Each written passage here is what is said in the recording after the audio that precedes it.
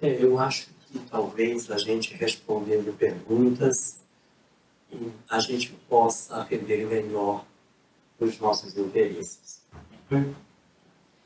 Mas exatamente para querer talvez provocar as nossas dúvidas e fazer com que os questionamentos apareçam na nossa noite de hoje, a gente vai fazer uma pequena fala e depois a gente começa a nossa discussão. O Livro dos Espíritos, ele nos informa que o mundo real e verdadeiro é o mundo dos espíritos. Ou seja, a nossa real condição é a condição de espíritos desencarnados. O que somos em verdade?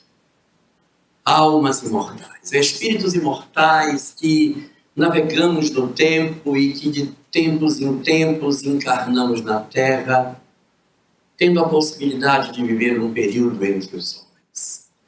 Mas, na verdade, nossa essência é sermos espíritos.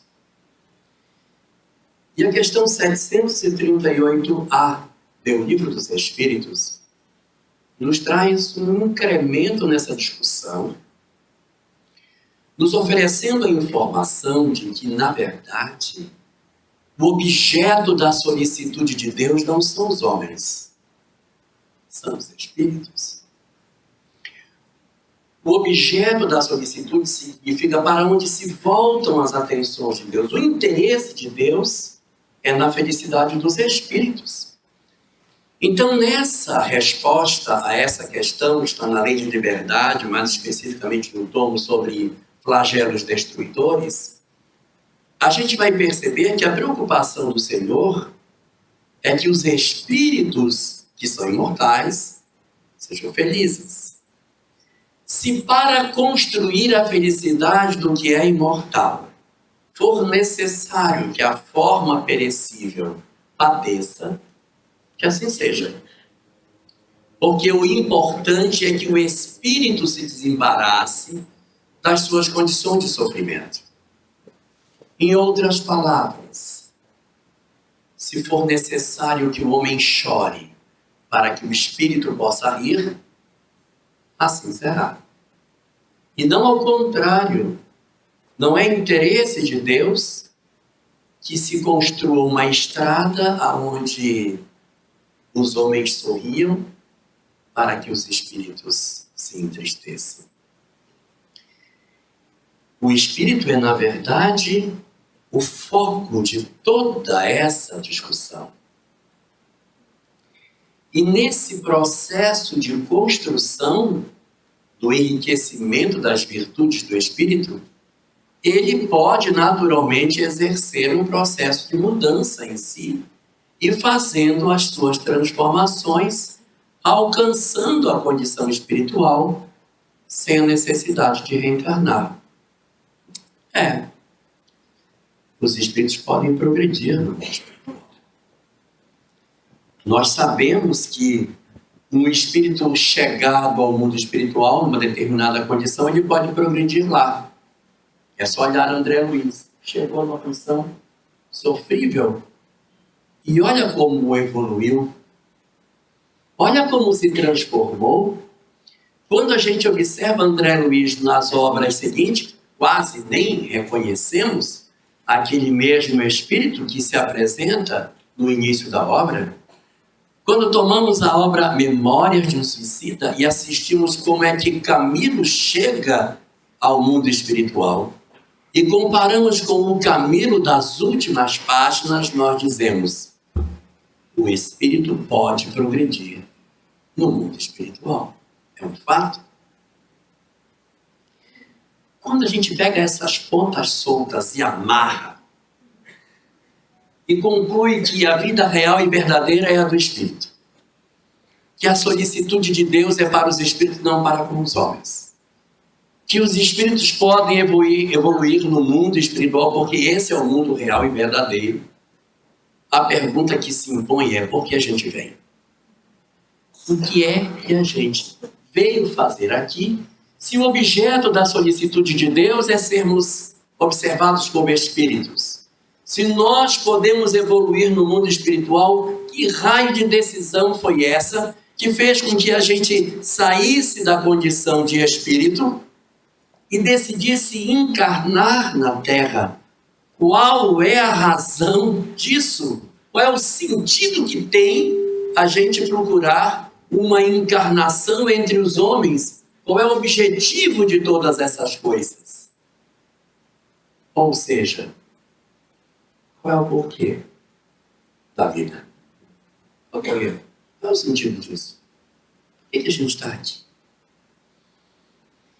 E a doutrina espírita, ela vem nos ajudar de maneira muito interessante sobre todas essas coisas, abrindo um conjunto de ensinamentos que vai nos ajudando a decifrar o sentido de todas as coisas e a razão pela qual estamos aqui. Porque se a gente pode viver lá, se podemos evoluir lá, se o que Deus quer é a felicidade do espírito, não faz muito sentido estar aqui. Por que a gente vem? Sabe, é verdade que a gente pode evoluir no mundo espiritual. A prova está aí nos livros, nos personagens que a gente viu. Mas o que ocorre é que quando nós estamos no mundo espiritual, a gente não tem muita certeza sobre as nossas certezas. Porque eu estou diante da vida imortal e eu estou vendo que existe a lei de causa e efeito. Eu sei que existe a reencarnação. Eu sei. Então eu acabo tirando conclusões sobre mim mesmo e sobre o outro que podem não representar aquilo que verdadeiramente reside no âmago da minha alma. Eu posso estar dizendo aquilo que a minha razão diz que é o razoável de fazer. Então eu digo assim lá no mundo espiritual: eu já perdoei meu sócio. Só porque ele me roubou, me deixou na miséria, levou minha mulher, levou os meus filhos, arrumou um atestado falso de que eu era louco e me internou no manicômio. Essa coisinha besteira. Hoje a gente conversa, a gente até acha graça dessa história. Eu o procurei e a gente se perdoou, nós estamos muito bem. Eu estou ótimo com relação a ele. Nós estamos muito bem. A pergunta é: será, papai? Será verdade que, de fato, o que reside no profundo do meu ser é o perdão? Será que eu realmente perdoei esta pessoa do fundo do meu coração? Ou eu acredito, e acredito verdadeiramente que eu mudei? Eu acredito, porque se eu acreditar que eu mudei, eu posso até me iludir. Eu digo: não, perdoei, está pacificado, mas pode não estar. Por quê? Porque uma parte da minha personalidade como que protege o acesso para o eu profundo. E eu miseravelmente posso me enganar sobre quem eu sou. No mundo espiritual eu posso não conseguir fazer um autoconhecimento legítimo de qual é a minha verdadeira situação. Eu posso estar iludido sobre as coisas. Eu posso estar enganando a mim mesmo porque eu até convivo com a pessoa que me prejudicou. Mas eu não tenho certeza se eu perdoei. Só existe uma forma, não tem duas, de ter certeza que perdoou: apagando o consciente e deixando que fale o inconsciente. E a estratégia da lei da natureza para que a gente experimente esse tipo de situação, através da qual ocorre o abafamento da lucidez do espírito, se chama reencarnação. Por que a gente renasce em corpos tão pesados? Porque eu preciso de um corpo que consiga abafar as minhas lembranças. Eu preciso disso. Então a gente reencarna exatamente para descobrir o que vive dentro de nós. Quando a gente renasce do lado de cá, nós vamos expressar para os homens aquilo que verdadeiramente residia na intimidade dos nossos corações. Perdões que foram concedidos lá podem não ter sucesso do lado de cá. Amores jurados do lado de lá podem não serem confirmados do lado de cá. Por quê? Porque ao reencarnarmos, nós iremos experimentar um processo chamado esquecimento parcial do passado. Por que se chama esquecimento parcial do passado?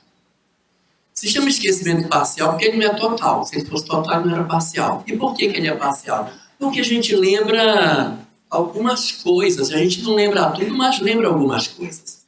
Então é como se fosse mais ou menos assim.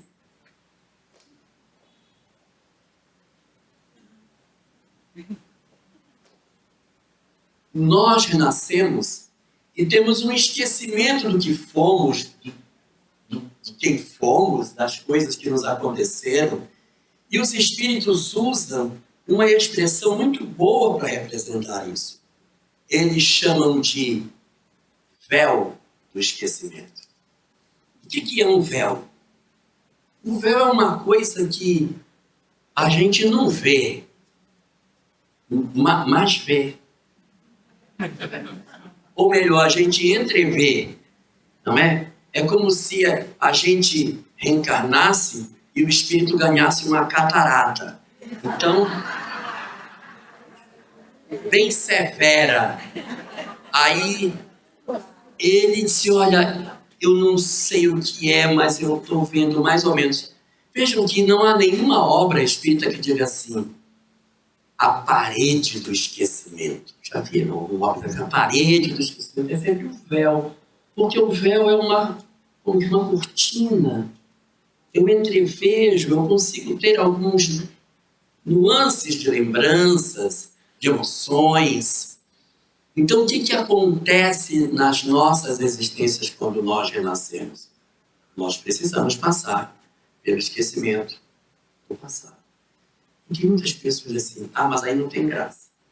Eu queria renascer lembrando tudo, porque se eu lembrasse tudo aí, tudo bem, mas eu renasço e não lembro de nada, mas é isso mesmo, porque se fosse para lembrar, ficava logo lá, meu filho. Se fosse para lembrar, ficava lá. Por que veio? Porque a gente precisa experimentar o esquecimento do passado.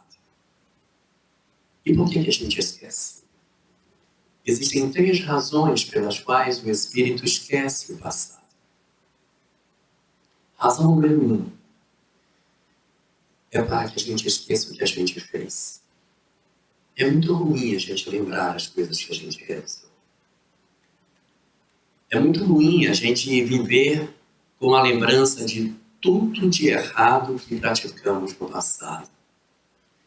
Considerando que a história da humanidade está repleta de guerras, violências, maldades, agressões, arbítrios, escravizações, intolerâncias religiosas. E as páginas da história, praticamente todas, foram escritas com gota de sangue. Será que a gente escapou de todos esses movimentos ao longo da história? A gente conseguiu se desviar de todas essas experiências negativas? Ou será que nós caímos em algumas delas? Do poder, da violência, da intolerância, dos desequilíbrios no campo da afetividade? Quantos desequilíbrios nós trazemos dentro de nós? Então eu não conseguiria conviver em paz se eu lembrasse tudo que eu sou. A reencarnação é uma possibilidade de que nós consigamos escrever uma nova história.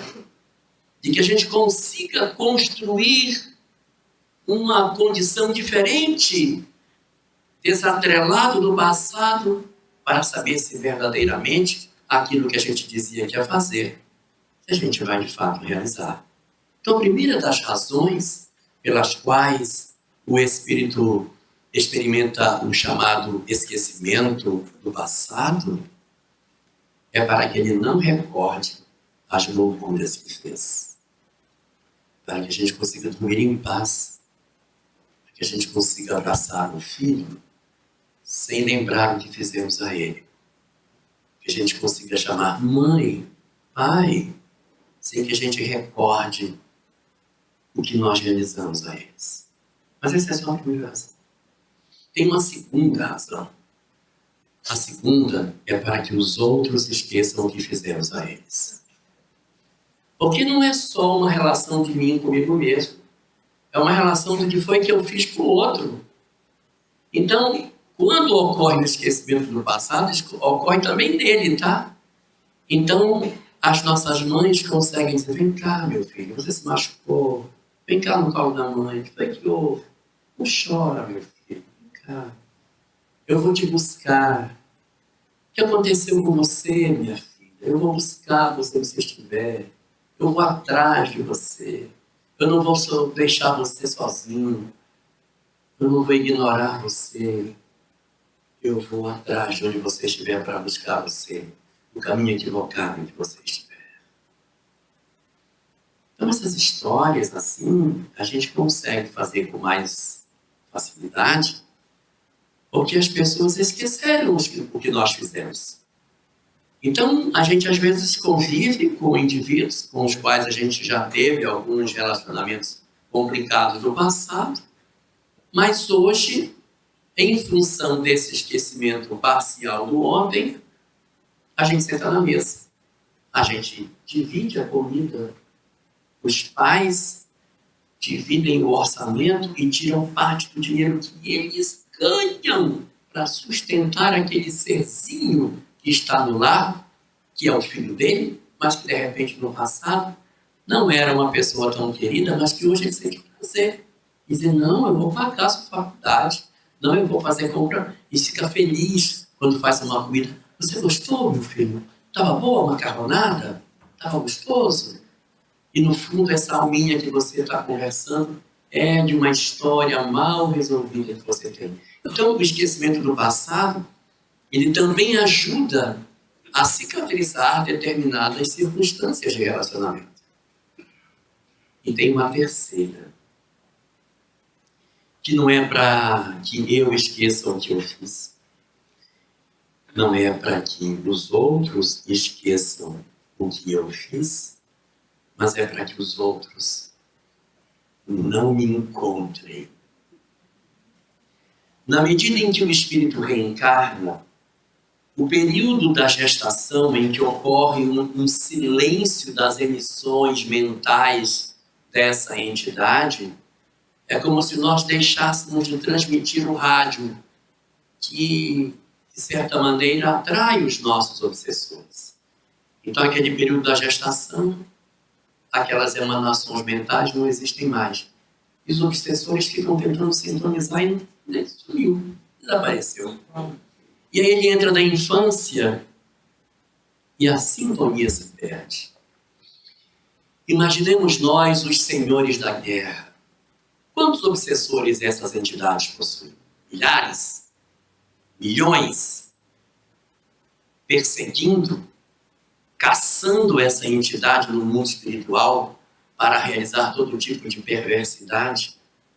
E aqueles, na nossa própria história brasileira, que têm as suas experiências encarnatórias trançadas com a escravização. Quantas entidades os procuram, os perseguem? Quando nós acessamos a obra Memória de um Suicídio, que a Beta Zag gosta tanto, a gente vai perceber que existe ali uma história de um homem chamado Amadeu Ferrari, que ele havia sido mercador de escravos. Quando ele desencarna, no mundo espiritual, ele é caçado por aqueles mesmos que ele escravizava e que o fazem de cativo durante um tempo. Então existem muitas pessoas que dariam tudo por um anestésico da sua mente para que pudesse acontecer uma desconexão das entidades espirituais. Então, um processo reencarnatório é uma bênção para que isso se dê. A gente já deve ter visto em reunião mediúnica algumas entidades assim. Eu achei ele, eu procurei foi muito, não sabia onde ele está, mas agora eu achei, está aqui ele. E ele pensa que ele se esconde nesse corpo de mulher, mas ele não vai se esconder não, porque agora que eu achei. Então por que ele achou? Porque na medida em que a pessoa foi dando condição de se expressar de maneira mais plena seu raciocínio, seu pensamento, suas emanações mentais deram a sintonia que o obsessor tinha. E ele veio no rastro daquela sintonia, como se fosse um faro. E ele disse, eu não entendo, porque ele está agora com um corpo diferente. Ele não era assim, agora ele está aí todo bonitão, mas aí não era isso não.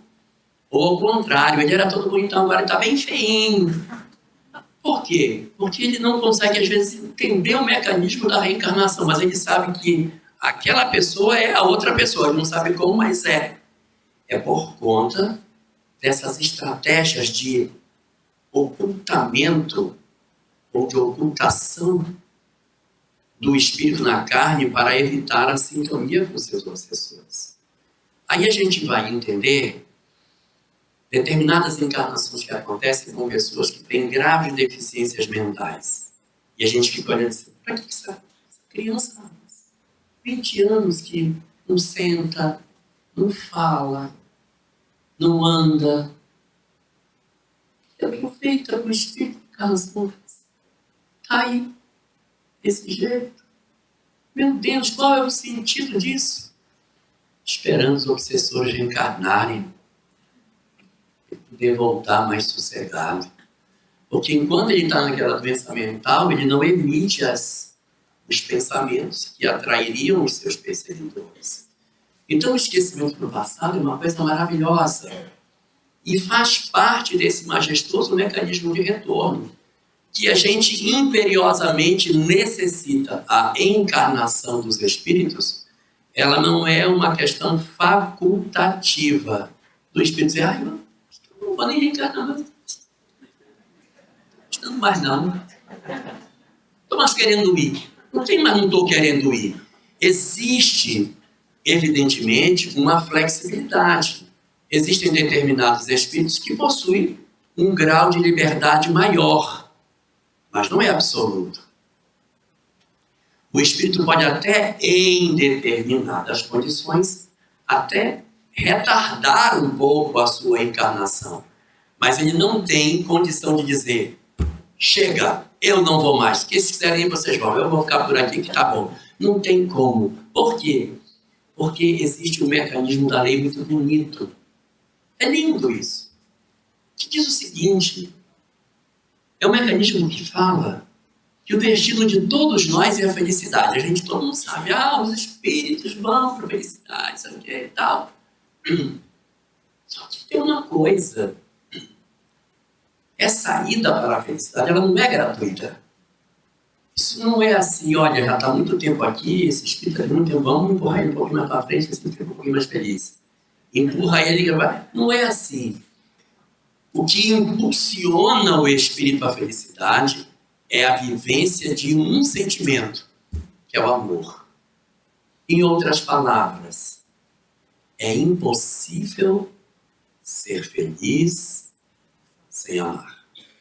Não existe um único espírito no universo inteiro que verdadeiramente seja feliz e que não ame. Você pode até encontrar algum que diga, eu sou feliz, não amo, sou muito feliz, adoro perseguir as pessoas. Então, ele acha que ele está feliz, mas ele não conhece a verdadeira felicidade. Porque a felicidade verdadeira, ela decorre da identificação da criatura com as leis do Criador. Então, na medida em que a gente não ama, consequentemente, de maneira que, irrefutavelmente, você não vai ser feliz, não tem como. Uma coisa está atrelada à outra. Então, eu preciso amar para ser feliz. Só que existe um período em que a gente se esconde disso e diz: eu não quero ser feliz, estou bem como eu estou, é isso. Se do nada tá, é bom, não tá, quero ser feliz mesmo, tá bom. E a gente vai se enganando e vai se escondendo da vida. Vou mudar só na próxima, a gente descontar do lado de cá. Já mudei muito. Eu já deixei de fumar, o resto na próxima eu faço. Eu fico assistindo, ouvindo isso. Eu fico ouvindo isso e fico pensando, gente, esse pessoal deve ter muita certeza que vai reencarnar espírita na próxima, né? Porque já pensou? Olha só, Ana Tereza, o cara reencarnar na Síria. Muçulmano na Síria, xiita. Aí vai fazer o que com a reencarnação dele? Como é que ele vai? Ele não vai ter acesso. Vai ter acesso a uma religião belíssima, o islamismo e tal, toda aquela busca da espiritualização do homem. E a reencarnação? Não vai ter. E se... mas eu não quero ir para lá, eu quero ir para a Europa. Então, vá para a Europa, meu filho. Se você for para a Escandinávia, onde é tudo bonito, né? Suécia, Noruega, Finlândia, aquela coisa linda, o nível de ateísmo lá é altíssimo. O nível de suicídio é imenso. E se a gente já é ateu, imagine achar uma reencarnação em um local de ateísmo. Então é muito complicado. Então a gente, na verdade, não deveria dizer isso. Na próxima eu resolvo. Vai resolver, nem sabe mais se vai resolver. Não sabe. Então, se a gente tem lucidez, a gente deve aproveitar que eu tenho um amigo lá em Porto Velho, que eu não vou dizer que a gente faça isso, mas é o que ele fala. Eu, quando faço minhas preces, eu oro a Deus assim, Senhor, manda para mim todas as doenças, todas as desgraças, todas as obsessões, manda tudo que tiver na fatura de uma vez, não quero que parcele, eu quero que venha tudo. Você acha que eu não fiz? Não, que eu não sei como é que vai ser a próxima. Então aqui essa eu consigo arrumar. Na próxima eu não sei. Então eu peço, Senhor, manda tudo que tiver aí, pode mandar. Não precisa também que a gente faça isso, mas a gente querer desacelerar a marcha do progresso é ingenuidade, porque a gente não sabe o que vai acontecer. Então, a condição para que a gente consiga alcançar a felicidade é o amor. Isso aí, até o Zezé de Camargo sabe disso. Né? Então, quando você percebe isso, você nota que você não pode ficar lá, eu preciso avançar. Eu tenho que amar, eu não posso ficar, eu não posso. E aí que se apresenta a imperiosa necessidade da encarnação. Nós temos liberdade para vir assim quando quisermos. A gente tem uma certa liberdade de postergar um pouquinho mais, mas chega uma hora que a gente se sente constrangido a vir. Não há espírito que diga, eu vou ficar para sempre aqui. Ele pode até demorar para vir, mas uma hora ele vem. Uma hora ele vai vir. Existem determinadas entidades que elas são tão endurecidas, mas tão endurecidas, que elas demoram muito tempo para vir. Porque elas encarnam e quando elas encarnam, elas aproveitam muito pouco a encarnação. Não estou falando de nós, estou falando de espírito endurecido. Também não é o cunhado, estou falando de espírito difícil mesmo. Aqueles que quando encarnam, deixam os seus nomes no livro de história, de ódios, de desgraças, de violência, de guerras. Seus nomes estão muitas vezes colocados nas páginas que a gente estuda na história da humanidade. Então essas entidades, quando elas desencarnam, elas não costumam encarnar muito prontamente, elas demoram muito para vir. Às vezes ficam séculos. E aí elas vêm de novo. Há um espaço muito grande entre duas encarnações sucessivas dessas entidades endurecidas. E também elas não costumam vir ao mesmo tempo. Quando tem uma, as outras não estão. Como se fosse um rodízio. Como se fosse um rodízio. Então é mais ou menos assim, né? Como se alguém tivesse uma agenda, aí dissesse, Gengis Khan, sua vez. Aí Gengis Khan vai, voltei, beleza, sentar ali. Aí, Odroaco, agora é sua vez. Então essas entidades, elas vão encarnando sem serem ao mesmo tempo. Por quê? Porque elas perturbariam a ordem da sociedade, em função das loucuras que eles produzem, das suas ideias, das suas perturbações. Então eles vêm espaçadamente e singularmente, não vêm coletivamente, para garantir com que eles possam aproveitar. Por que eles vêm? Eles vêm porque eles são nossos irmãos. E eles também têm um encontro marcado com a felicidade. Eles precisam reencarnar. E a estratégia que a espiritualidade usa quando eles reencarnam é trazer um grande amor da vida dele para renascer ao seu lado.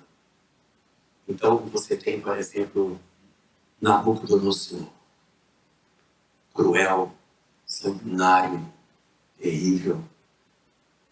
Nabucodonosor inventou a lança de mão para furar olhos. Era uma lança que tinha 2 setas na ponta. Ele fazia questão de pessoalmente cegar as pessoas. Então vinha os inimigos do campo de batalha e ele pessoalmente cegava. Cruel, né? A história narra uma série de fatos bastante difíceis. Mas foi ele que construiu os jardins suspensos da Babilônia. De cada lugar que ele vinha, ele trazia para a mulher dele flores. E os jardins suspensos tinham vários andares. E cada andar era de um lugar diferente, né? Então ele trazia em homenagem a ela. Eu não sei como é que ele dizia para ela, talvez ele dissesse assim, olha meu bem, essas flores aqui eu trouxe de um lugar que eu matei 40 mil pessoas. Trouxe para enfeitar seu jardim. Aquela ali, 80 mil pessoas eu trouxe essas flores. Mas eram flores, de certa maneira, certas entidades que se aproximam de determinados indivíduos são os seus elementos, suas bússolas na Terra. A gente fala muito de um faraó do Egito chamado Akhenaton, né? Ele que teria feito o culto ao deus Atom, deus Sol e tal. Ele não era mau. Mas quem, na verdade, fazia nos bastidores era a Nefertiti, que era a mulher dele. Ela é que era quem direcionava as coisas dentro do reino. Então, é muito comum quando essas entidades encarnam, aparece uma entidade que vai ser como que fosse a bússola e a chance de que esse espírito se transforme. E assim, a humanidade vai caminhando. A gente pode retardar? Pode. Indefinidamente, não. Alguns conseguem retardar muito? Sim, principalmente os mais endurecidos. Os que são menos endurecidos como nós, não costumamos demorar muito para reencarnar. Reencarna, passa um tempo, já sente que precisa vir, ai meu Deus, deixei muita coisa pendente, quero ir embora, me deixa ir logo, quero resolver, e vem. Então a gente tem um ritmo de reencarnatório mais a miúde do que as entidades mais endurecidas. Os espíritos muito evoluídos também, igual os muito endurecidos, encarnam bem espaçadamente. Vem este século, demora 500, 700 anos para encarnar de novo, para poder impulsionar a história, porque eles não precisam estar o tempo todo por aqui. E existe uma situação também de reencarnação muito curiosa que acontece quando o espírito está muito comprometido. Muito comprometido. Por exemplo, uma entidade suicida, não são todas, mas algumas entidades suicidas elas ficam profundamente sequeladas no mundo espiritual. Não são todas. Mas algumas ficam alienadas de tudo. Os mentores olham e dizem, até ela se reorganizar, recobrar a lucidez, conseguir se organizar emocionalmente, vai demorar muito tempo. Vamos fazer o seguinte, vamos reencarná-la de uma vez, logo. Mas ela nem, exato, ela não vai decidir. É a chamada reencarnação compulsória. Os mentores decidem e o cara vem.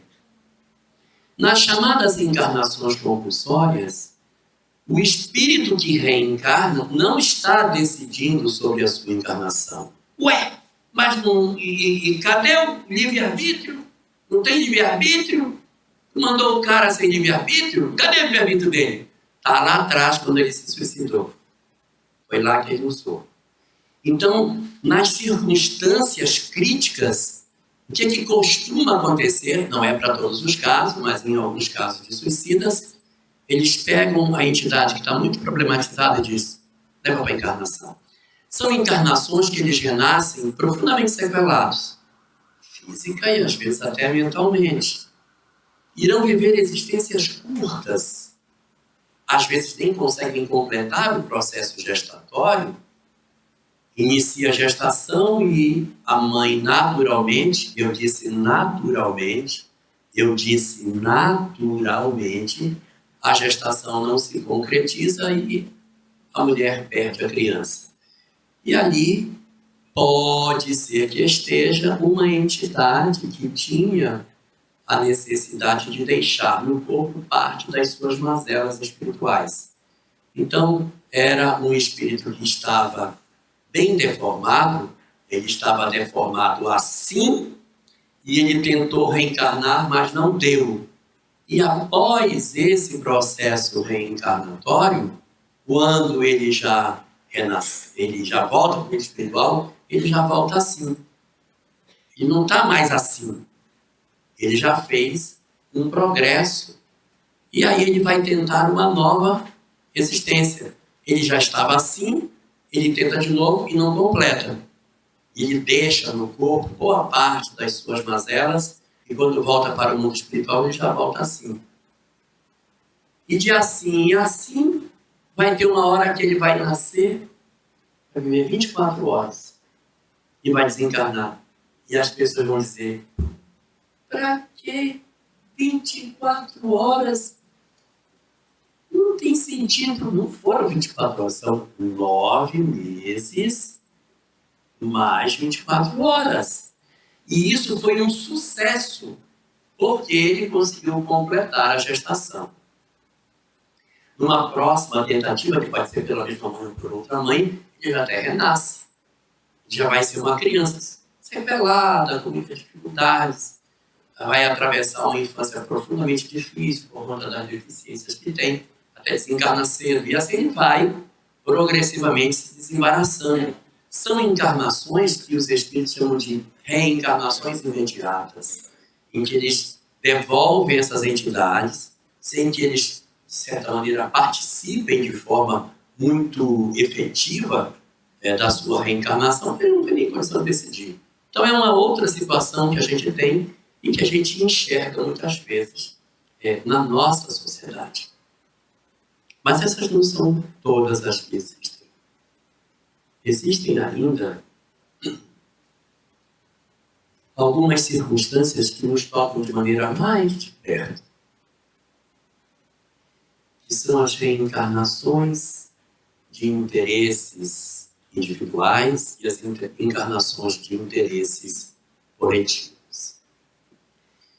Existem, na obra de André Luiz, várias classificações sobre reencarnações. Mas ele classifica as encarnações em dois grupos, interesse individual e interesse coletivo. As de interesse individual são as encarnações em que a encarnação da pessoa é de interesse individual. Ou seja, vai servir para ela. Não vai servir para outras pessoas. E as encarnações de interesse coletivo não vai servir só para ela. Vai servir para várias pessoas que estão em seu derredor. Antes que vocês perguntem, todos nós aqui somos de interesse coletivo. Todos nós. Tem ninguém aqui de interesse individual. Por quê? Porque a gente tem família, tem profissão, a gente atua, interage com pessoas. Nossa vida interfere em outras vidas. Então, nossas existências são existências marcadas como sendo interesse coletivo, as de interesse individual são aquelas que a encarnação interessa uma pessoa mesmo. A vida dele é só para ele. Ele vem, num caso de encarnação compulsória, de reencarnação imediata, esse é o tipo de situação em que aquilo vai servir para quem? É para ele. A experiência é dele. Claro que tem irradiação na família, mas não ele contribuindo de forma direta. Né? Mas aí você tem uma mãe, ela tem filhos. Pronto, é interesse coletivo, das filhinhas. Uma professora primária na zona rural, que alfabetiza crianças, nem recebe salário de coisa. Interesse coletivo. Uma pessoa que atua numa determinada religião, numa função qualquer, interesse coletivo. Um servidor público, tem interesse coletivo. Um político, a sua vida interfere em outras vidas, então é uma encarnação de interesse coletivo. O que é interessante dessas encarnações de interesse coletivo de André Luiz? É que nessas encarnações de interesse coletivo ocorre um fenômeno fantástico que está tratado na obra O Pensamento de Emmanuel, de Martins Peralva. É um mecanismo através do qual o indivíduo possui um conjunto de deformidades perispiríticas, um conjunto de deficiências emocionais, um conjunto de fragilidades, que na hora do processo reencarnatório, se essa condição espiritual se conectar com o bebezinho que está se formando, vai mutilar a criança. Ele vai irradiar energias perturbadoras e vai alterar a formação do fígado, a formação do pulmão, do rim, do cérebro, sei lá, em função das sequelas espirituais que esse indivíduo possui. Eu confundo vocês com o que eu digo? Eu vou ser mais claro. O perispírito é como se fosse a forma do bolo. Quando você joga a massa do bolo dentro da forma, que você tira o bolo da forma, qual é a forma do bolo? A forma é a forma dá a forma, não é isso? Então você olha o bolo, você sabe em qual forma que ele foi feito. Agora você pega uma forma de bolo e dá com ela no chão assim 3 vezes e amassa a forma.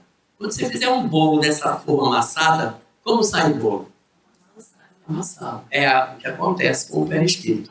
Se o perispírito tiver uma lesão na mão, no coração, nos olhos, sei lá, a tendência é que na hora que ele vai orientar a reprodução celular durante a gestação, ele transfira na forma de orientar a divisão celular as suas malformações para o corpo que se forma. Então, o corpo que se apresenta, ele, de certa maneira, espelha a genética dos pais e a genética espiritual, ou seja, quem eu sou. Então, eu sou o fruto de quê? Da genética de meu pai e minha mãe e da história do que eu sou. Isso seria o resultado. Nas encarnações de interesse coletivo, o que acontece? Há um banho de misericórdia. Então, esse espírito, por exemplo, deveria nascer mudo, porque foi cruel, foi delator, foi traidor, foi um caluniador, destruiu pessoas com conversas de leve trás, às vezes até mentirosas. Quando chegou no mundo espiritual, meu Deus, o que eu fiz?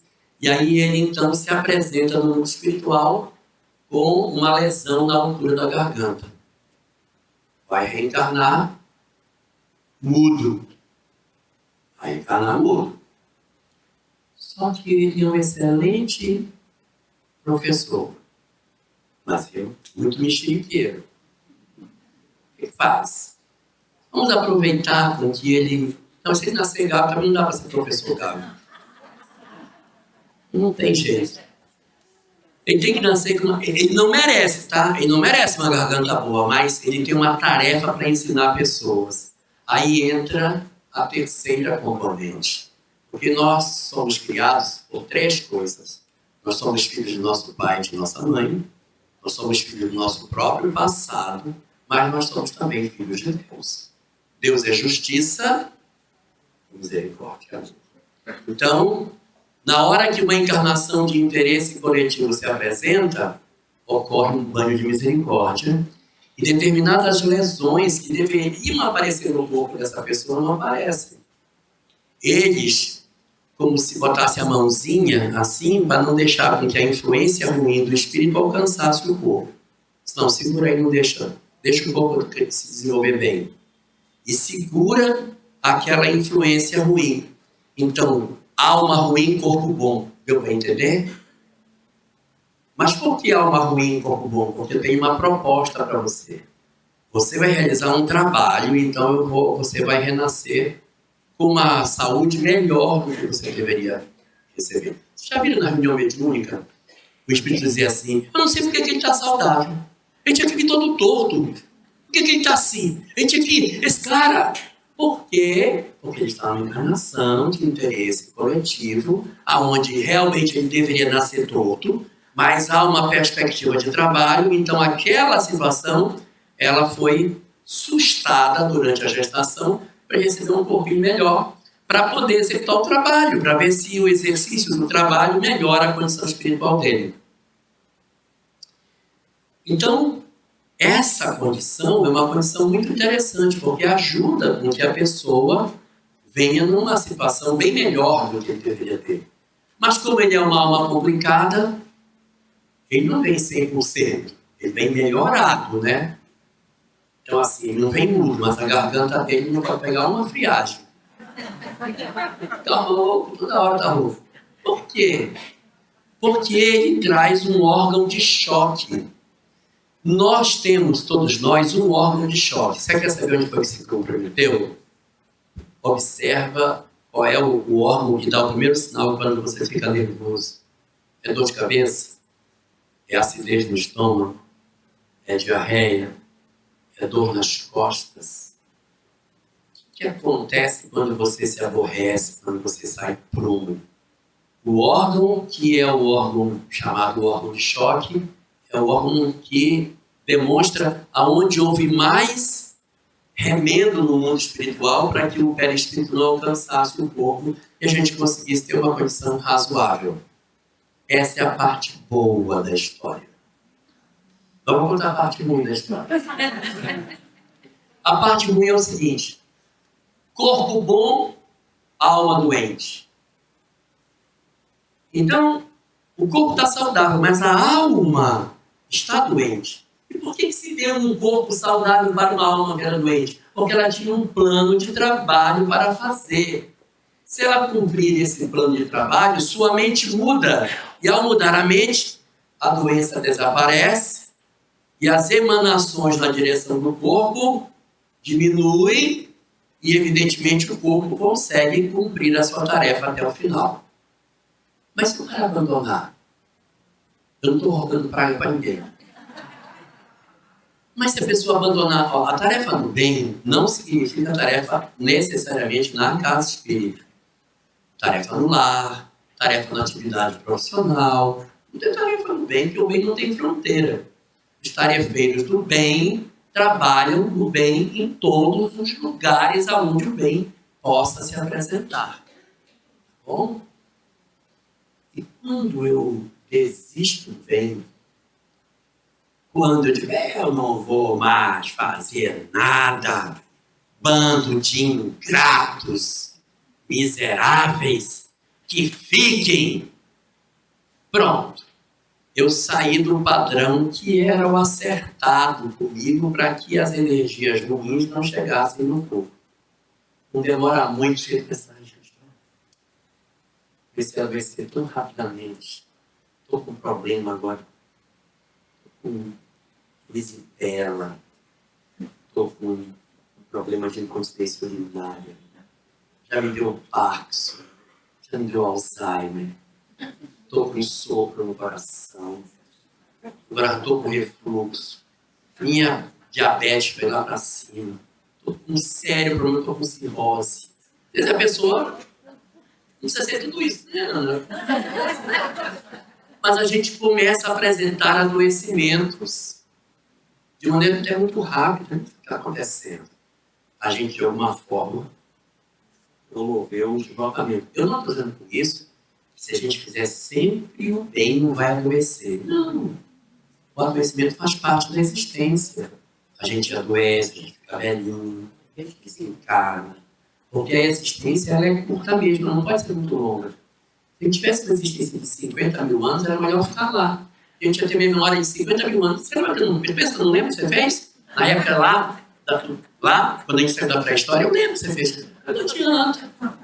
Você tem que desencarnar e reencarnar, tempo curtinho, que é para não guardar muita coisa. Senão fica ruim conviver.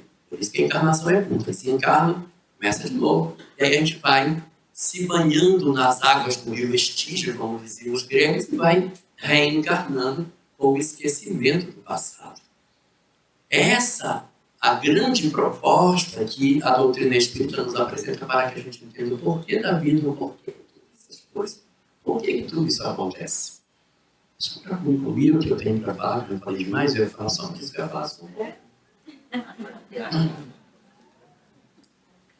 Mas, para terminar,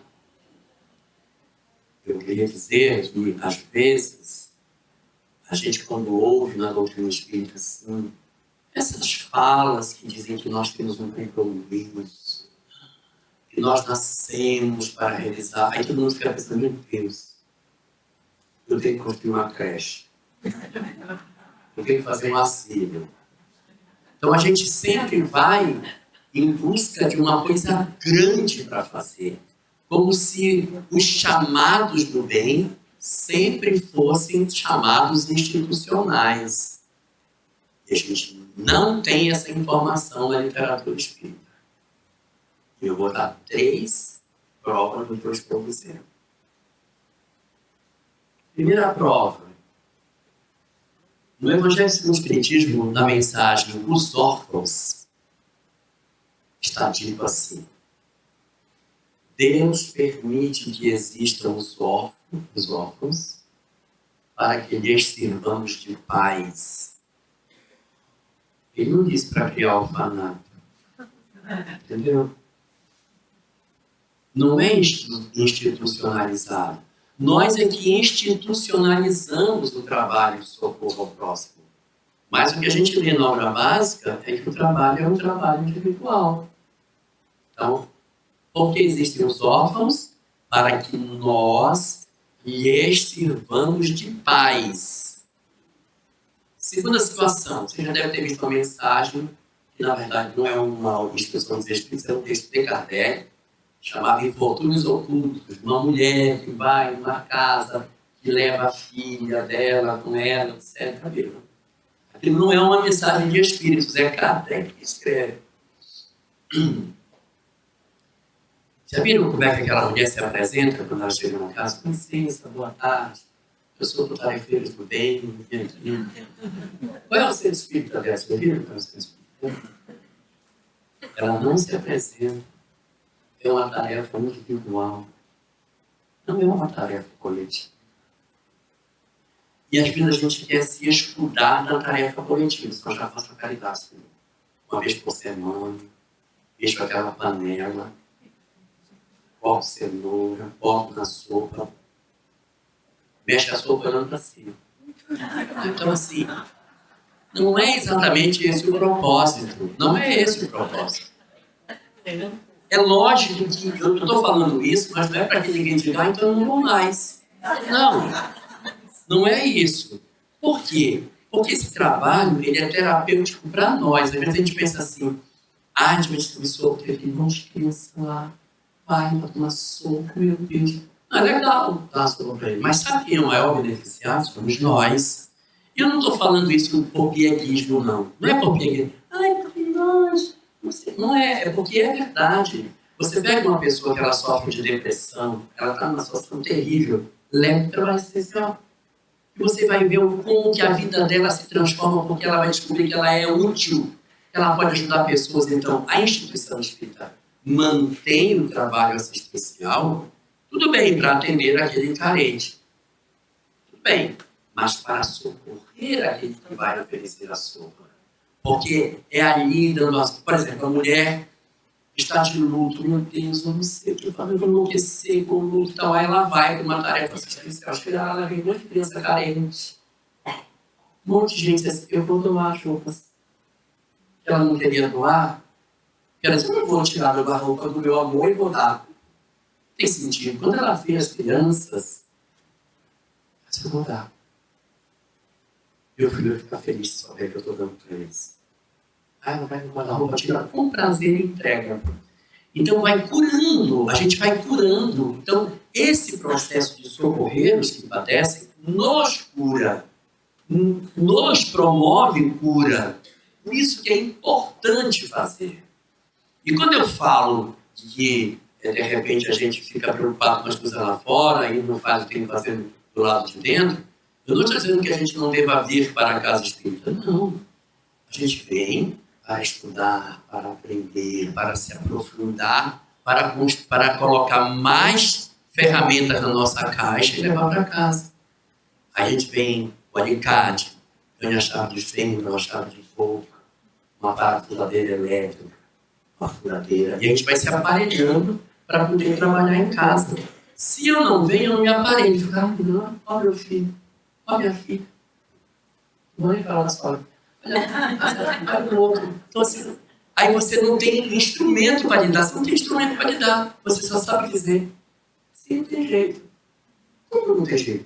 Não tem jeito porque eu não tenho ferramentas. E aí a gente vem na casa espírita para procurar ferramentas que nos ajudem. Mas eu falei que eram 3 e eu só contei 2. Eu só contei a história dos órfãos e só contei a história da mulher dos infortúnios ocultos. Falta a terceira.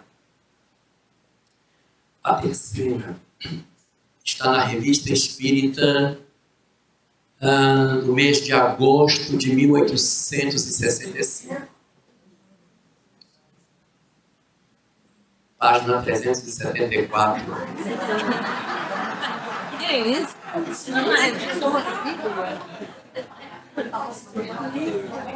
Se for na edição da FEB.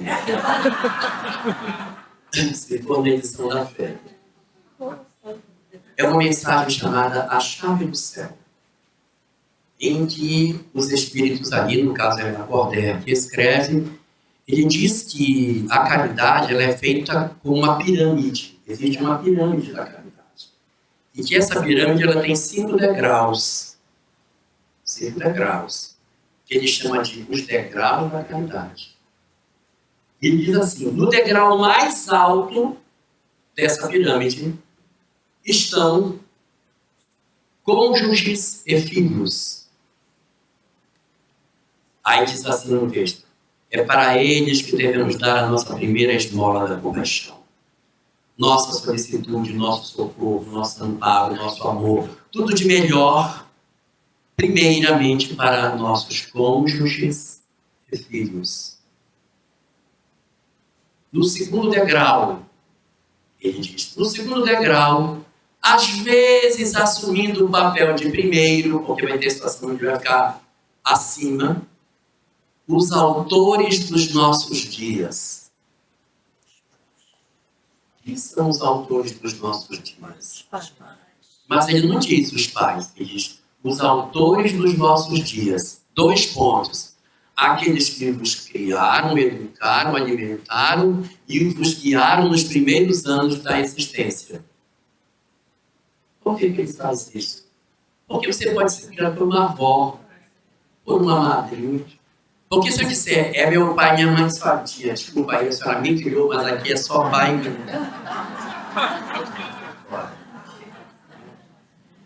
Então, é os autores dos vossos dias, porque são aqueles que nos educaram, criaram, etc, etc, etc. Aí, como a gente é ruim de entender, tem um ponto e vírgula e diz, o vosso pai e a vossa mãe. É, se não entendeu, agora entende. Qual é o degrau que eu estou? Segundo. Terceiro degrau, os irmãos consanguíneos, que a gente esquece depois que cresce. Terceiro degrau, os irmãos consanguíneos. Quarto degrau, os amigos do coração.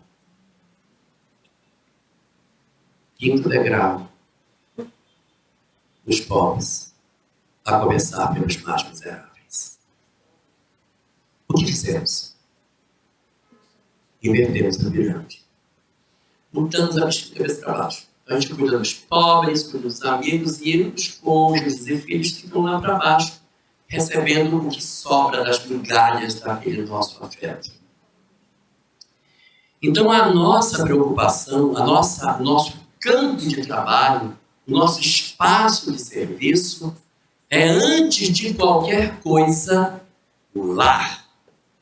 Ali, no silencioso espaço das nossas existências, onde ninguém nota, é onde se dão as maiores conquistas que o espírito pode realizar. Não estou dizendo com isso que a gente vai conseguir sempre realizar a transformação dos nossos entes queridos. Do tipo, tenho um marido alcoólatra, vou me dedicar e ele vai deixar de beber. Não. Talvez ele beba até o final. Talvez meu pai continue do jeito que ele é até o final da existência. Talvez eu não consiga tirar meu filho da droga. Talvez eu não consiga ter uma relação conjugal mais saudável. Talvez eu não consiga harmonizar o meu lar. Então, de que serve o nosso esforço? Serve para que eu me entregue tudo que eu possa. E o meu objetivo não é mudar o outro. Você não vai encontrar nenhuma obra escrita que diga que o nosso papel da encarnação é mudar o outro. Viram? Você deverá mudar as pessoas. Para mudar a si mesmo. Então, o nosso esforço é que a gente trabalhe as nossas imperfeições. Pode ser que eu lute a existência inteira e não consiga resolver o problema do meu filho, da minha mãe, do meu pai, sei lá de quem, do meu lar. Mas eu preciso me justificar diante de mim mesmo, dizendo, eu realizei tudo aquilo que eu deveria fazer. Tudo aquilo que eu deveria fazer. A gente muitas vezes tem a ilusão de que se a gente orar, Jesus vai aparecer no convés do nosso barco e vai acalmar a tempestade. Então, se eu orar, ele vem e ele vai levantar as mãos e vai acalmar o barco. Tudo vai ficar tranquilo. Às vezes, sim. Às vezes a gente ora e consegue isso. Mas essa não é a única estratégia com a qual Deus lida com os conflitos do lar. Nem sempre ele acalma a tempestade. Quando ele não acalma a tempestade, ele sempre acalma o marinheiro. Porque se ele acalmar o marinheiro consegue navegar pelo mar revolto que seja e encosta o barco do outro lado. Porque o nosso papel é cumprirmos com a nossa parte de não desistirmos dos outros, de amarmos, de lutarmos na expectativa de conseguirmos efetivamente um aproveitamento da existência. A gente não sai vitorioso da existência porque formou todos os filhos em doutorado. Nós saímos quando a gente entregou tudo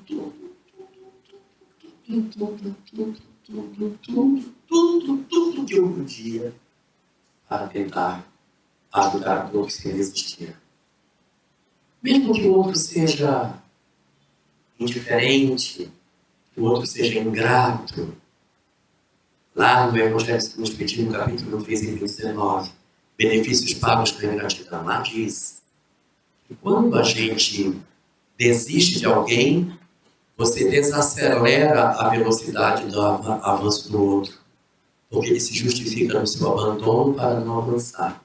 E quando você não desiste, ainda que ele não aparente nenhuma mudança, no mundo espiritual ele diz, meu Deus, o que eu fiz? O quanto minha mãe lutou e eu não fui grato ao que ela fez.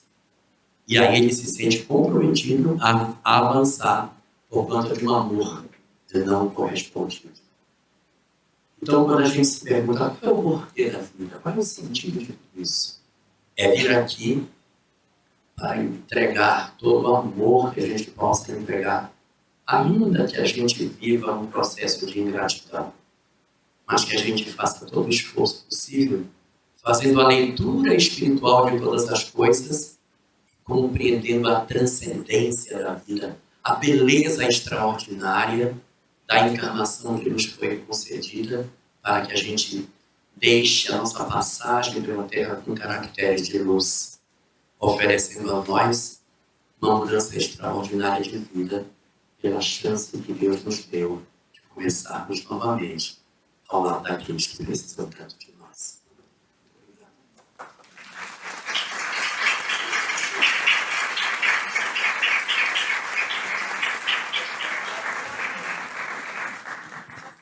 Ele gostaria de poder responder alguma pergunta de vocês. Alguém gostaria de perguntar?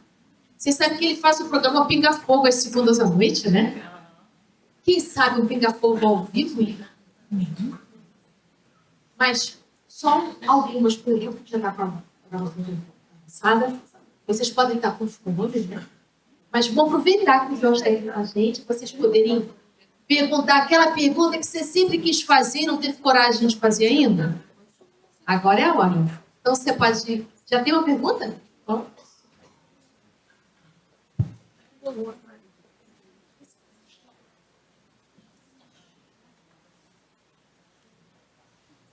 Olá, boa noite. Michele. Eu queria perguntar ao senhor o seguinte: as almas que no caso de uma família, elas têm histórico, elas se ligam no astral, se ligam na Terra? Ou não? A literatura espírita nos diz que existem 3 tipos de laços de família. O primeiro laço que existe são os laços pela natureza das provas. É o primeiro que acontece quando os espíritos ainda são estranhos entre si.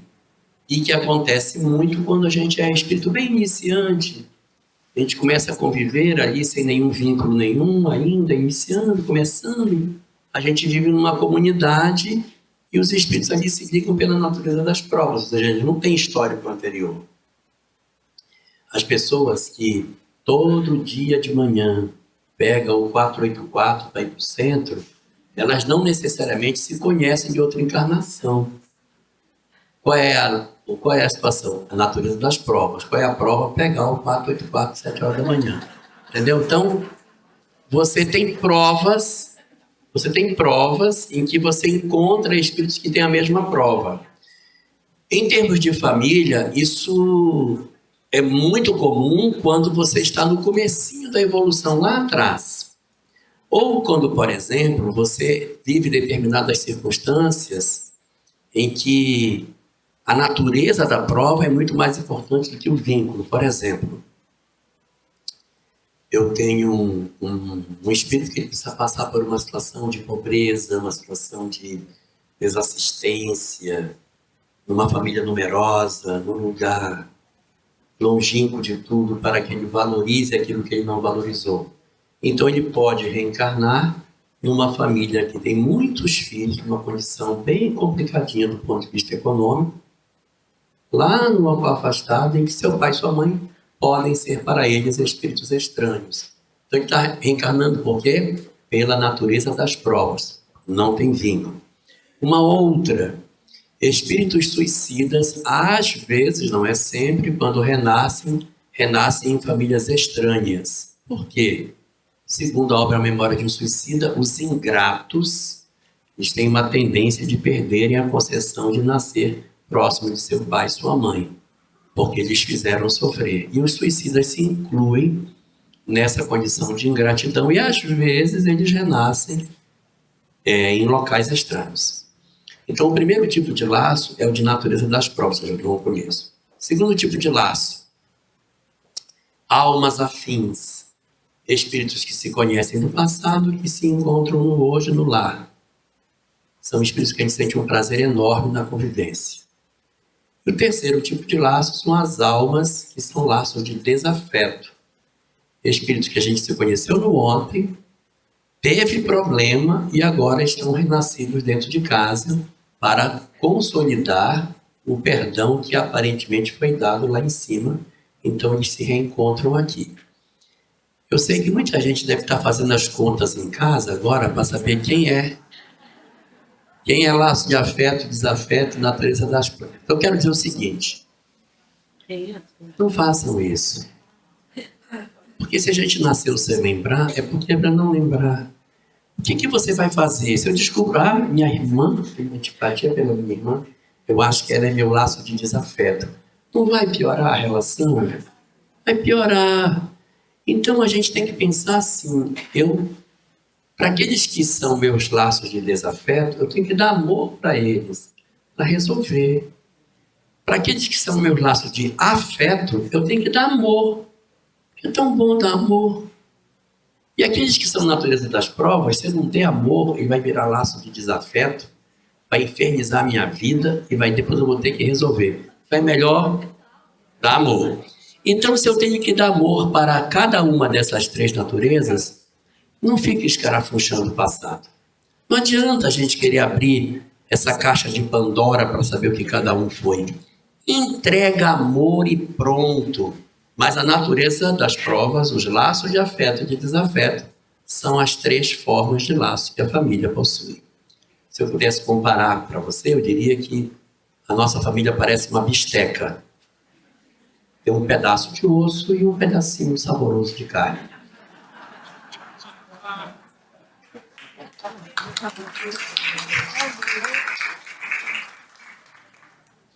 Tem mais uma pergunta aqui, ó. Posso fazer uma pergunta? Deve. Então, eu queria fazer uma pergunta. Por que famílias que aparentemente não se conhecem têm uma vida que se entrecruza e que às vezes se cruza apenas para que haja uma tragédia, vamos dizer, tá? Pessoas que não... Duas famílias que se cruzam por acaso e dali surge uma tragédia onde pode desencarnar 8 pessoas juntas, por exemplo.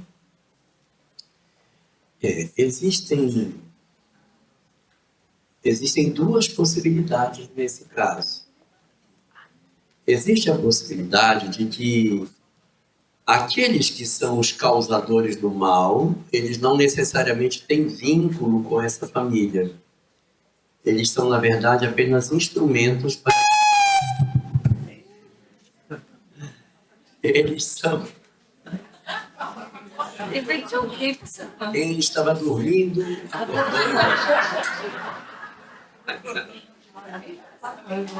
Uma primeira condição é que eles sejam espíritos estranhos entre si. E por que eles se encontraram? Eles se encontraram para que a família que aparentemente foi a que prejudicou a outra se apresentasse como um instrumento para que a lei se cumprisse, para que a lei acontecesse. Vou contar um caso que vai ilustrar isso. O primo estava sentado de frente do outro primo limpando a arma. E a arma disparou e matou o primo. Aí ele foi acusado de que ele tinha assassinado o primo, foi aquela confusão, foi para o tribunal e a defesa apresentou uma carta psicografada por Chico Xavier do rapaz que havia sido assassinado. E ele dizia o seguinte: o primo não tem culpa nenhuma. Ele foi apenas um instrumento para que eu desencarnasse, porque eu já ia desencarnar, independente de ser por aquela bala ou por outra coisa, mas eu estava com previsão de desencarnação. Então, essa situação é uma das possibilidades. As almas não possuem vínculo, elas não têm história nenhuma anterior. Ocorre uma fatalidade, um acidente de trânsito que ninguém está querendo provocar. Eu não estou querendo provocar um acidente de trânsito. Mas aí, pum, bate e acaba acontecendo. Então, a minha imprevidência acaba gerando isso e, de repente, as almas não têm vínculo anterior. É uma questão da natureza das provas. Existe uma passagem do Evangelho na qual Jesus diz: é necessário que venha um escândalo. Mas aí, por que o escândalo vier, isso significa o seguinte: a lei de causa e efeito ela vai acontecer. Aquelas pessoas vão desencarnar. Isso é da lei. E quando desencarnarem as 8 pessoas da mesma família, todo mundo vai se escandalizar. Vai ser um escândalo quando isso acontecer. Porque a casa desabou em cima deles, porque eles comeram uma comida estragada e todo mundo desencarnou, porque o pai dormiu no volante e o carro desceu a ribanceira na serra. Então todo mundo se escandaliza, mas a lei se cumpre e ninguém se comprometeu. Agora, é necessário que o escândalo venha, ou seja, que as pessoas se escandalizem. Mas se alguém atravessar essa história, dando causa para que isso se vê através da ação de alguém, ai daquele por quem o escândalo vier. Por exemplo, a menina deveria desencarnar, já estava programado. Ela desencarnaria de alguma coisa, de uma doença, de uma coisa qualquer, ela ia desencarnar. E o rapaz vem bêbado, atravessa o sinal vermelho e mata a menina. É necessário que o escândalo venha. Mas ai daquele por que o escândalo vier. Ele se comprometeu pela imperícia dele, pela forma como ele agiu. Então, eu disse para você que isso pode ser dado em duas condições. Quando não há intencionalidade e a coisa acontece, é por conta da circunstância da natureza das provas. Mas existe uma condição ou outra, que é uma condição em que demonstra vínculo. O sujeito devia para o outro, se ele me deve, ele vai me pagar, ele me deve, ele vai pagar. Se ele me pagar, eu vou largar dele, eu vou matar ele. Aí o sujeito vai, aí você vê que tem um ódio misturado aí, tá? Você vê que já tem uma... É diferente do acidente de trânsito que aconteceu e que ninguém sai de casa hoje, eu vou atropelar alguém. Ninguém faz isso. Então ele sai desejoso de matar. Ele chega lá, a mulher dele se mete na frente, ele mata a mulher e mata o marido. Então, nessas circunstâncias, a gente vai perceber aí envolvimento de obsessão e histórias do passado trançadas com o hoje, em que a impulsividade da criatura acaba promovendo determinados atos de violência com relação ao outro. Então, no caso da você tem que analisar: houve intencionalidade ou não houve? Não houve. Foram instrumentos da lei para que aquilo acontecesse. Não, houve intencionalidade sim. O cara deliberadamente ele quis fazer isso. Então, aí tem uma história de causa e efeito, uma vinculação que possa estar justificando essa situação acontecer. Minha pergunta não é uma pergunta, é uma afirmação. Se você pudesse fazer um comentário,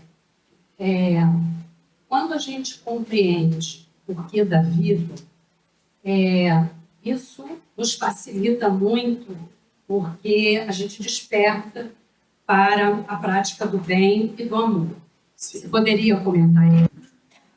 Sem dúvida nenhuma, compreender esses mistérios extraordinários da reencarnação, da lei de causa e efeito, é muito importante para que a gente consiga melhor facilitar a nossa condição de convívio com as nossas dores e até conseguir resolver determinados dramas.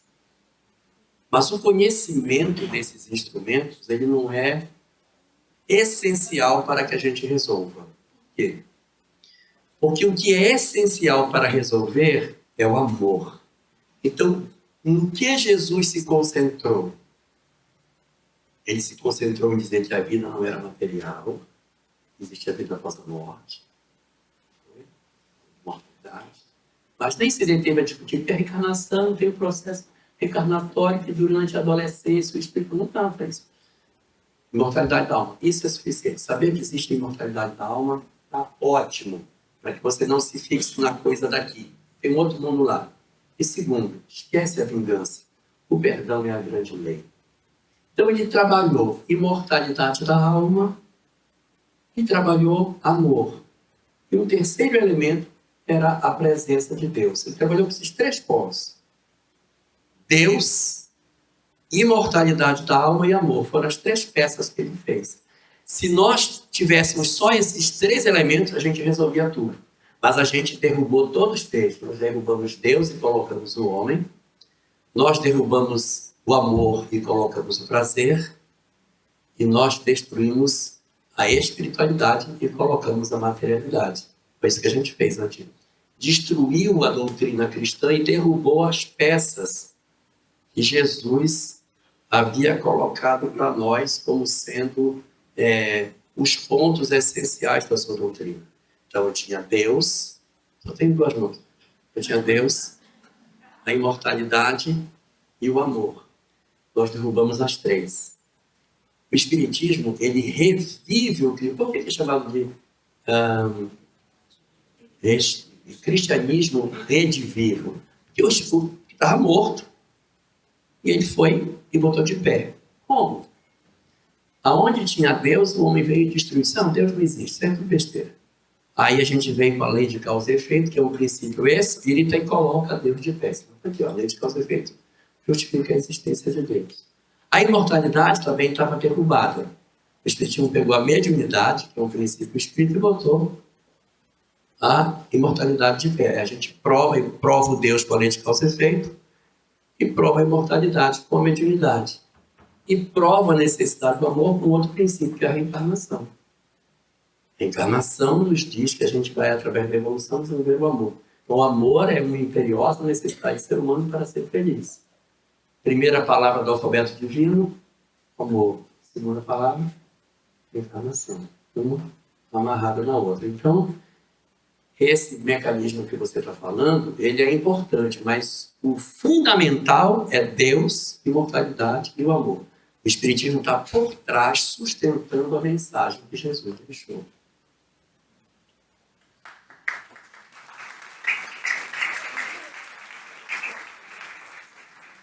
Aqui, ó. Dá tempo? Pedro.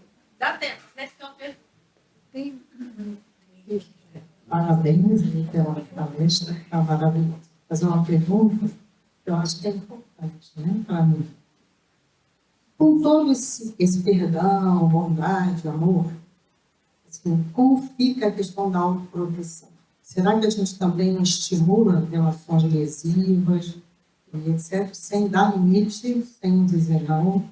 Onde é que está a fronteira dessa não do parar, para que também a pessoa tenha algum retorno, que aquilo não está fazendo bem? O perdão não significa aceitar a convivência em todas as condições. O perdão significa não levo você dentro de mim. Não carrego ódio de você. Tem muitas vezes que a relação ela consegue ser trabalhada e a gente consegue conviver. Então, por exemplo, você tem dois tipos de laços familiares. Laços consanguíneos e laços não consanguíneos. Nos laços consanguíneos, que é pai, mãe, irmão, filho, filha, são laços consanguíneos. A gente não pode dizer, esse aqui é meu ex-filho. Ex-filho. Ex-filho. Não tem ex-pai, não tem ex-mãe. Então vai ser para toda a existência. Então a gente não desfaz laços consanguíneos. Marido não é laço consanguíneo. Tá? Então os laços consanguíneos a gente deve, na medida do possível, trabalhar para que a gente mantenha a harmonia com eles. Se por algum motivo a relação consanguínea se torna abusiva, a gente precisa trabalhar essas questões e tentar resolver de forma que a gente se preserve. Então, às vezes, quando uma relação muito abusiva, a gente diz assim, ó, você vai morar lá, eu vou morar aqui. Mas você não corta lá, só a gente não é assim, olha, meu filho, nunca mais me procure.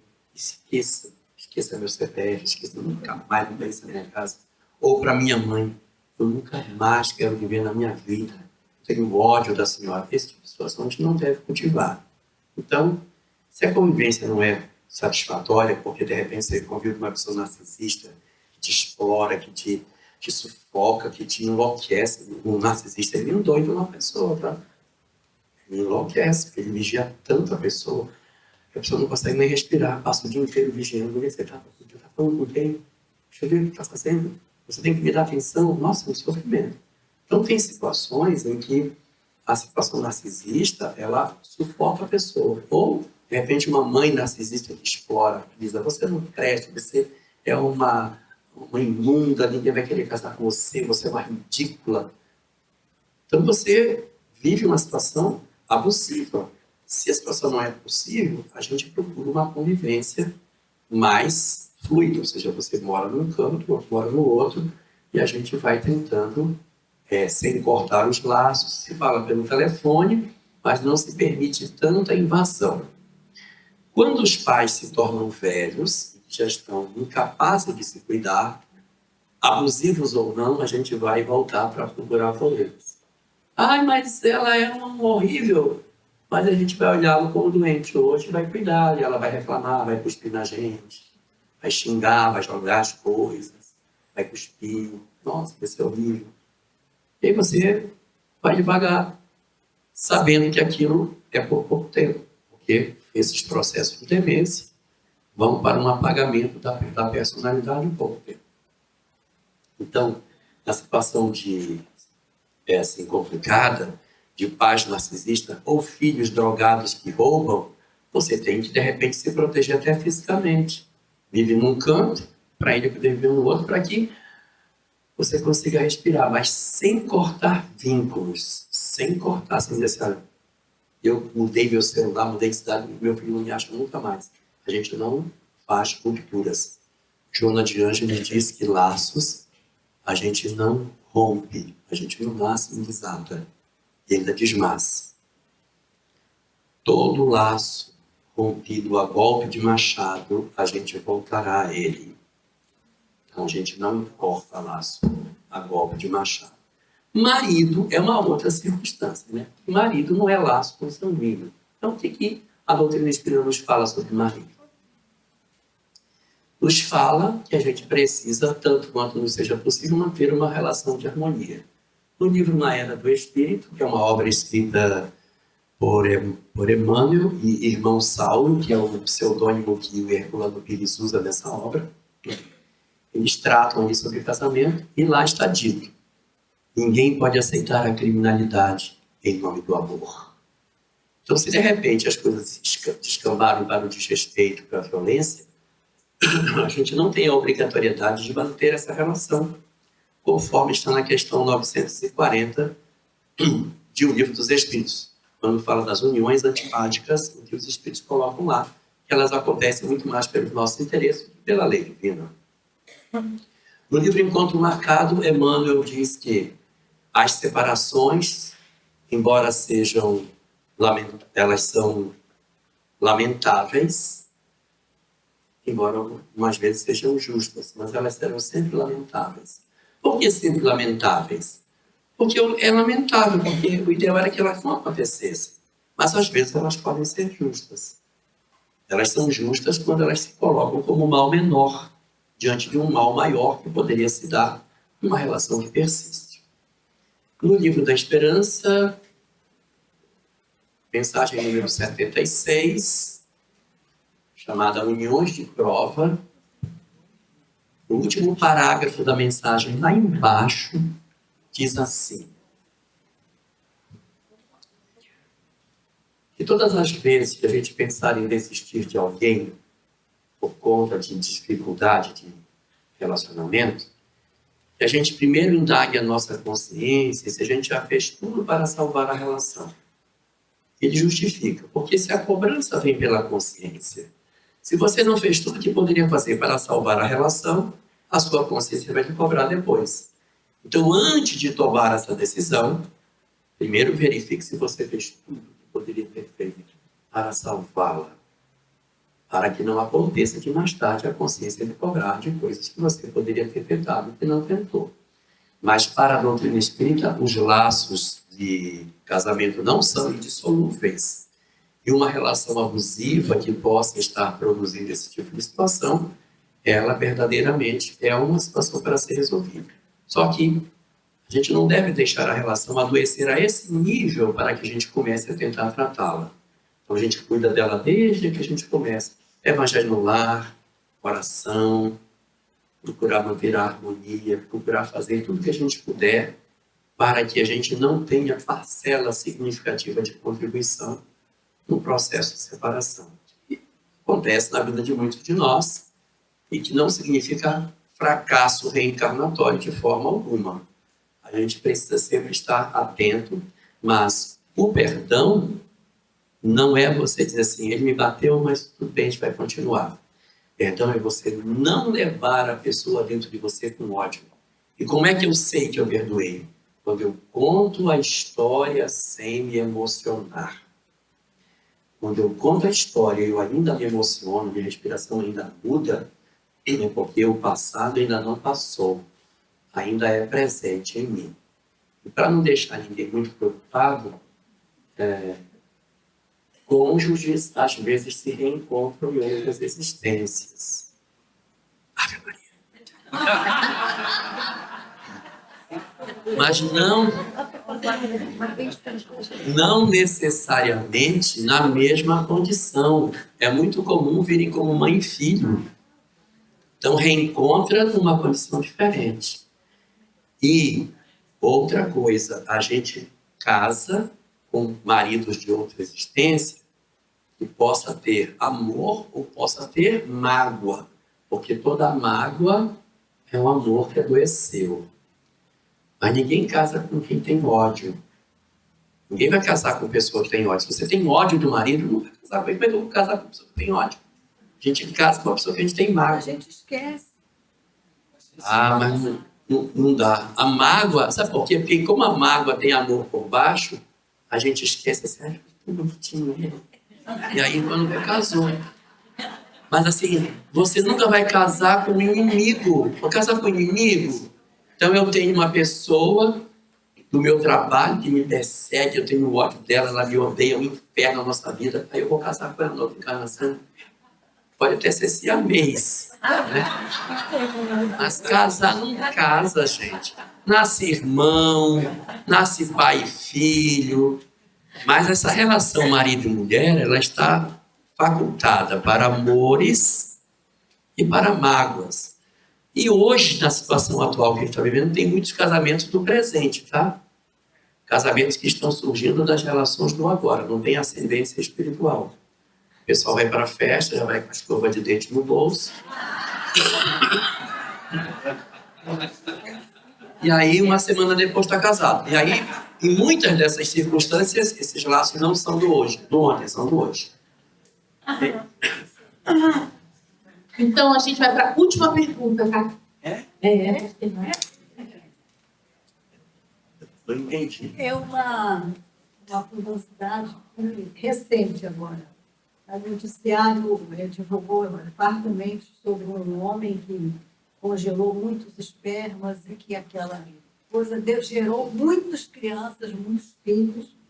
Eu queria saber que vínculo existe entre esse homem que congelou, que vai ser pai de não sei quantas crianças, e não existe amor. Existe simplesmente a doação daquele esperma que vai gerar. O vínculo dele? Que vínculo desse espírito que vem através dessa união? O vínculo é o seguinte: toda vez que uma célula dele se reproduzir dessa criança, vai relembrar o DNA do pai dele. É só isso aí. Só isso. Não tem vínculo espiritual. O caminhoneiro passou na estrada, engravidou a menina e foi embora. Pois é, mas ele nunca reconhece esse filho, né? Não vai ter reconhecimento, não tem ligação dele com... Uma prostituta, durante sua vida, ela teve milhares de clientes. Ela vai ter vínculo com todos? Não, aí eu tô falando então não tem vínculo. Outro ser que faz Não, vamos analisar essa. Uma prostituta teve milhares de clientes. Ela tem vínculo com todos eles? Então ela não tem vínculo com nenhum deles. Qual que ela tem? Os que ela ama. Então, dos milhares de clientes, ela teve uns 4, 5, 6 que ela amou, esses ela criou vínculo. E os outros, o que aconteceu? Então não tem problema nenhum os outros? Os outros geram promiscuidade, mas não geram vínculo, ou seja, os outros mexeram nela a questão da promiscuidade, mas não necessariamente criou vínculo espiritual. Ela não vai ter que encontrar todos os clientes que ela teve, mas os homens que ela amou ou que a amaram, aonde existiu afeto, aí se criou um vínculo diferente. O caminhoneiro passou na estrada, engravidou a menina e foi embora. O filho é dela. O filho é dela. Ele nem sabe o que é esse menino. Então a história é desse jeito. O pai deixou o sêmen no banco de coleta, aí uma outra mulher foi, pegou aquele sêmen, inseminou no óvulo, nasceu um filho, aí nasceu e tem vários filhos em vários lugares. Ótimo. Essas crianças não têm necessariamente um vínculo espiritual com ele, porque elas não estão convivendo com ele. Porque senão a gente vai dizer que os filhos adotivos não têm vínculo com seus pais, porque eles não têm material genético. Então, o que procede da carne é carne e o que procede do espírito é espírito. Então, Existe a necessidade desses espíritos nascerem de alguma maneira? Presumivelmente. No livro Dias Gloriosos, existe uma colocação que outro dia eu cacei, não achei, mas eu sei que é lá, porque eu não iria descobrir isso sozinho. No livro Dias Gloriosos, mas já procurei, não achei, mas é lá. Diz que os embriões congelados eles estão em 3 condições diferentes. Primeiros, os que estão fecundados, aguardando um útero para que eles se desenvolvam, porque eles estão fecundados para se tornarem crianças. Segundo, estão fecundados, mas não estão concebidos, não tem espírito vinculado. Se colocar na mulher, não desenvolve. Se desenvolver, dá origem a uma mola idatiforme. É uma multiplicação celular desorientada que não forma coisa nenhuma. Hoje não acontece mais. Mas na época que eu era menino, que não tinha ultrassom, a mulher dava à luz, quando ia ver, nascia uma mola idatiforme, uma bola de carne sem. Depois vocês procuram na internet. Mola idatiforme. Então, é um material genético que se multiplica sem o organizador biológico. Então, vira uma massa. Então, a primeira situação está fecundado e está concebido e é para implantar. Segundo, está fecundado, não está concebido e não adianta implantar, que não vai nascer. Terceiro, está fecundado, está concebido e não é para implantar. Como não é para implantar? Como assim? Como que fecundou para não implantar? Está escondido. Entidades que precisam fazer a desconexão com os seus perseguidores, que são colocados no nitrogênio ali durante um tempo, para que os seus obsessores esqueçam um pouco deles, eles ficam vinculados, adormecidos, enquanto o tempo vai passando. A união do espírito andar nessa fecundação da quando? Sempre na fecundação. Quando ocorre o encontro do núcleo do espermatozoide com o núcleo do óvulo na hora da fecundação, que é um fenômeno biológico, Fora do útero. na trompa. Porque se ele estava congelado, ele faz... Tanto faz. Tanto faz na trompa, tanto faz se é num vidro, se é numa proveta, Tem mulheres que não têm trompa e o óvulo sai não sei como, nadando, entra no útero e o espermatozoide panfecunda. Eu não consigo entender, mas Deus sabe como é que faz. O bichinho sai do óvulo, não tem GPS, ele vem e ele encontra o útero e chega e o espermatozoide fecunda. As mulheres assim, eu quero ver eu engravidar agora que eu tirei as trompas. Pois ela tira e engravida. O bichinho vem, acha o buraquinho e entra. Isso acontece, é raro, mas acontece. Então, na hora da chamada fecundação, que pode ser na trompa, que é normalmente onde acontece, pode ser no útero, pode ser no laboratório onde o cientista está fazendo, aí é um fenômeno biológico, fusão de 2 núcleos de células haploides que vão se encontrar e vão formar uma célula diploide, ou seja, uma célula com um total de cromossomos que a gente precisa ter para ser gente. Na hora que acontece isso, sabe o que acontece? Pode não acontecer nada. Pode apenas fecundar e não conceber. Eu vou contar um segredo para você. Quando os cientistas estavam estudando para fazer clonagem, como é que faz clonagem? Você pega um óvulo, que só tem metade da informação no ser humano, você tira o núcleo, que é metade, pega um núcleo de uma célula de qualquer parte do corpo, da pele, do cabelo, qualquer coisa, que tem um total de cromossomos, e põe dentro. Porque quando você põe um núcleo completo num óvulo, você está colocando nele uma informação de que ele agora tem toda a informação do indivíduo. Agora ele pode ser uma pessoa. E os cientistas faziam isso. E nunca dava certo, sabe? Tirava o núcleo, que é metade, botava o núcleo inteiro e vai. E a célula não ia. Ela não ia. Aí o que eles fizeram? Foram tentando ver o que faziam. Até que, não sei, uma intuição, essas coisas que só cientista explica. Ele pegou o óvulo fecundado e deu um choquinho nele. Quando deu esse choquinho, essa descarga elétrica, claro que não é um raio, é uma coisa bem sutil, aquela energia que recebe provocou o despertar do óvulo de que ele estava fecundado. Aí ele começa o processo de divisão celular, que vai acontecer horas depois, né, da fecundação. E a gente vai ver no livro Missionários da Luz, que é de 1945, não existia ainda nada desses experimentos. No capítulo 13, onde conta a reencarnação de Segismundo, que quando o espermatozoide e o óvulo vão se encontrando dentro do citoplasma e acontece a emanação de um fulcro de energia e o espírito é capturado nesse fulcro.